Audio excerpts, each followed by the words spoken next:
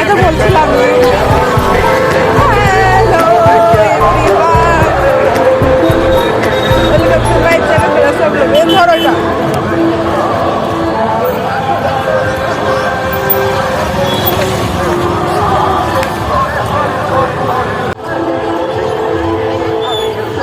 আমি যে স্কুলে পড়েছি ওই স্কুলের পেছনে মাঠেই হয়।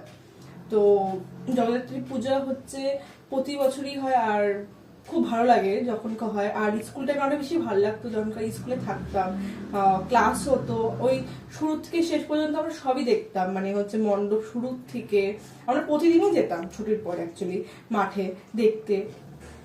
তো যেহেতু হচ্ছে পেছনে মাঠে হয় আর আমার খুব ভালো লাগতো, ওই মেলা টেলা শেষ হতো, পুজো শেষ হতো, তাও হচ্ছে দেখতাম। আর এখন যেহেতু স্কুল শেষ, তারপরে কলেজ শেষ, যাই হোক, তো এখন তো সেভাবে দেখা যায় না।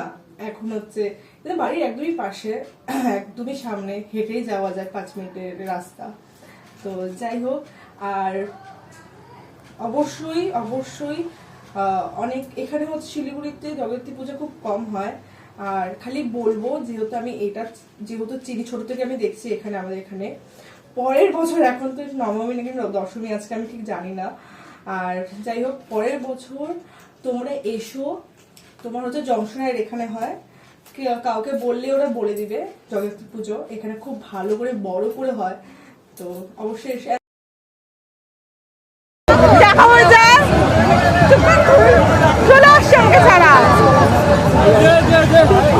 তুলে দিতে কি কষ্ট করছিস।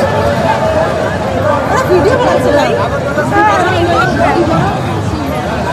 ভালো চারবার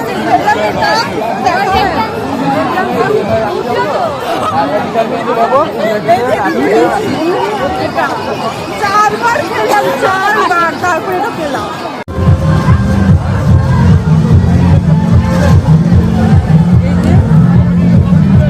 ঠাকুরের জন্য, আর এটা হচ্ছে পিহুর জন্য। যাও